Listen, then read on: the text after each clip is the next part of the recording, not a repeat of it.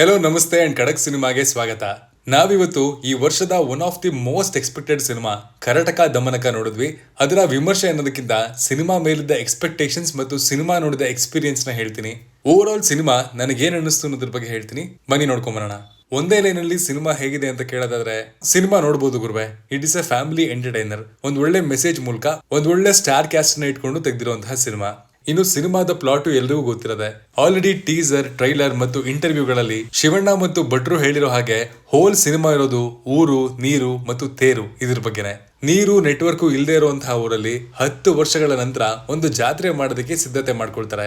ಆ ಜಾತ್ರೆ ನಡೆಯುತ್ತಾ ಯಾಕೆ 10 ವರ್ಷಗಳಿಂದ ಜಾತ್ರೆ ನಿಂತಿತ್ತು, ಇನ್ನು ಈ ಊರ್ಗೆ ನಮ್ಮ ಕೇಡಿಗಳಾದಂತಹ ಕರಟಕ ದಮನಕ ಎಂಟ್ರಿ ಯಾಕಾಗತ್ತೆ, ಅವ್ರು ಏನ್ ಮಾಡ್ತಾರೆ ಅನ್ನೋದೇ ಈ ಸಿನಿಮಾದ ಪ್ಲಾಟ್ ಅನಾಲಿಸಿಸ್. ಓವರ್ ಆಲ್ ಕತೆ ತುಂಬಾ ಸಿಂಪಲ್ ಆಗಿದೆ ಅಂಡ್ ಅಲ್ಲಿ ಬರುವಂತಹ ಚಾಲೆಂಜಸ್ ಗಳು ಕೂಡ ಅಷ್ಟೇ ಸಿಂಪಲ್ ಆಗಿದೆ.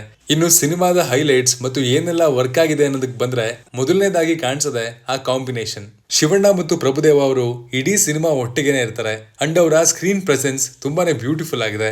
ಇಬ್ರು ಒಟ್ಟಿಗೆ ಡ್ಯಾನ್ಸ್ ಮಾಡೋದನ್ನ ಮಾತ್ರ ನೋಡೋದೇ ಮಜಾ. ಅಂಡ್ ಸಿನಿಮಾದ ಬಿಗ್ಗೆಸ್ಟ್ ಹೈಲೈಟ್ ಅಂದ್ರೆ ಅದು ಪ್ರಭುದೇವ ಅವರ ಕಾಮಿಡಿ ಟೈಮಿಂಗ್ ಅಂಡ್ ಅವರ ಪ್ರೆಸೆನ್ಸ್. ಅವ್ರ ಕಡೆಯಿಂದ ಒಂದು ಒಳ್ಳೆ ಸ್ಟೆಲ್ಲರ್ ಪರ್ಫಾರ್ಮೆನ್ಸ್ ಅಂತೂ ಇದೆ. ಇಷ್ಟೆಲ್ಲ ಇದ್ರೂ ಕೂಡ ಸ್ಟಾರ್ಟಿಂಗ್ ಅಲ್ಲಿ ಅವರ ಕನ್ನಡನ ನಾವು ಸ್ವಲ್ಪ ಅಡ್ಜಸ್ಟ್ ಮಾಡ್ಕೋಬೇಕಾಗತ್ತೆ.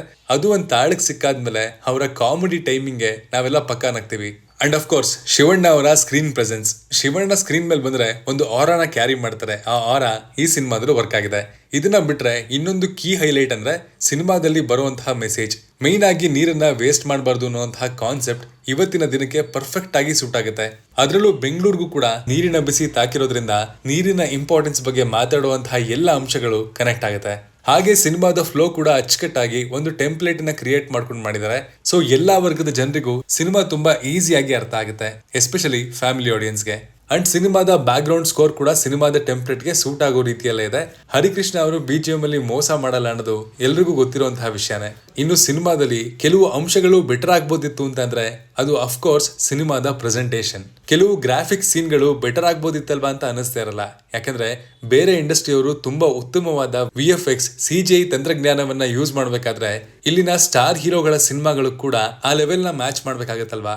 ಆ ತರ ಕ್ವಾಲಿಟಿಲಿ ನಮ್ಮ ಹೀರೋಗಳನ್ನ ನೋಡುವಂತಹ ಆಸೆ ನಮಗೂ ಇರುತ್ತಲ್ವಾ. ಇನ್ನು ಸ್ಟೋರಿ ವಿಷಯಕ್ಕೆ ಬರೋದಾದ್ರೆ ಎಲ್ಲಾ ಸ್ಟೋರಿಗಳು ಹೊಸದೇ ಆಗಿರ್ಬೇಕು ಅಂತ ಏನಿಲ್ಲ. So it is A perfect story. ಅದರಲ್ಲೂ ಮಲ್ಟಿ ಸ್ಟಾರ್ ಗಳು ಇರೋದ್ರಿಂದ ಒಂದು ಸೇಫ್ ಆಗಿರೋ ಸ್ಟೋರಿನ ಆಯ್ಕೆ ಮಾಡ್ಕೊಂಡಿದ್ದಾರೆ. ಬಟ್ ಇಲ್ಲಿ ಪ್ರಾಬ್ಲಮ್ ಆಗಿರೋದು ಸಿನಿಮಾದ ಪ್ರೆಸೆಂಟೇಷನ್ ನಲ್ಲಿ.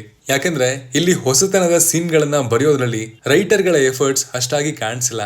ಒಂದು ನಾರ್ಮಲ್ ಕಮರ್ಷಿಯಲ್ ಸಿನಿಮಾದಲ್ಲಿ ಬರುವಂತಹ ಸೀನ್ ಟೆಂಪ್ಲೇಟ್ ಅನ್ನೇ ಇಲ್ಲೂ ಫಾಲೋ ಮಾಡಿದ್ದಾರೆ. ಅದರಲ್ಲೇನು ವಿಶೇಷತೆ ಇಲ್ಲ. ಮುಂದೆ ಬರುವಂತಹ ಅಂಶಗಳು ಕೂಡ ಪ್ರೆಡಿಕ್ಟಬಲ್ ಆಗೋದಕ್ಕೆ ಶುರು ಆಗ್ಬಿಡುತ್ತೆ. ಅಂಡ್ ಕಥೆಯನ್ನ ಬಿಲ್ಡ್ ಮಾಡಿದ ರೀತಿಗೆ ಇಡೀ ಸಿನಿಮಾದ ಕೋರ್ ಎಮೋಷನ್ ಆಗ್ಬೇಕಾಗಿದ್ದು ಜಾತ್ರೆ ಅಲ್ಲ, ಅದರ ಬದಲಾಗಿ ಊರು ಅನ್ನುವಂತಹ ಅಂಶ ಆಗ್ಬೇಕಿತ್ತು. ಆದ್ರೆ ಅದು ಕ್ಲೈಮ್ಯಾಕ್ಸ್ ಅಲ್ಲಿ ಬರುವಂತಹ ಡೈಲಾಗ್ಗೆ ಸೀಮಿತ ಆಗದೆ ಜನ ಊರನ್ನ ಎಷ್ಟು ಮಿಸ್ ಮಾಡ್ಕೊಳ್ತಿದ್ದಾರೆ, ಊರಿಗೆ ಜನರ ಅವಶ್ಯಕತೆ ಅಂಡ್ ಜನಕ್ಕೆ ಸ್ವಂತ ಊರಿನ ಅವಶ್ಯಕತೆ ಎಷ್ಟಿದೆ ಅನ್ನೋದನ್ನ ಇನ್ನೂ ಸ್ಟ್ರಾಂಗ್ ಆಗಿ ತೋರಿಸಬಹುದಿತ್ತು. ಹಾಗೆ ತೋರಿಸಿದ್ರೆ ಸಿನಿಮಾದ ತೂಕ ಇನ್ನೂ ಜಾಸ್ತಿ ಆಗ್ತಿತ್ತು. ಅಂಡ್ ನನಗೆ ಮೇಜರ್ ಆಗಿ ನೆಗೆಟಿವ್ ಅಂತ ಕಾಣಿಸಿದ್ದು ಹೀರೋಯಿನ್ ಗಳ ಕ್ಯಾರೆಕ್ಟರೈಸೇಷನ್. ಪ್ರಿಯಾ ಆನಂದ್ ರವರ ಪಾತ್ರ ಒಂದು ಪಾಯಿಂಟ್ ಅಲ್ಲಿ ಸೆಂಟರ್ ಆಗಿರೋದ್ರಿಂದ ಅವರ ಪಾತ್ರ ಪೋಷಣೆ ಇನ್ನಷ್ಟು ಎಫೆಕ್ಟಿವ್ ಆಗಿರ್ಬೇಕಿತ್ತು. ಇಷ್ಟೆಲ್ಲ ವಿಷಯಗಳಿದ್ರು ಸಿನಿಮಾ ನಮ್ಮನ್ನ ನಗಿಸೋದ್ರಲ್ಲಿ, ಒಂದು ಮೆಸೇಜ್ ನ ನಮಗೆ ತಲುಪಿಸೋದ್ರಲ್ಲಿ ಗೆದ್ದಿದೆ. ಸಿನಿಮಾದಲ್ಲಿ ಬರುವಂತಹ ಭಟ್ಟರ ಕೊನೆ ಹಾಡು ಅರ್ಥಗರ್ಭಿತವಾಗಿದೆ.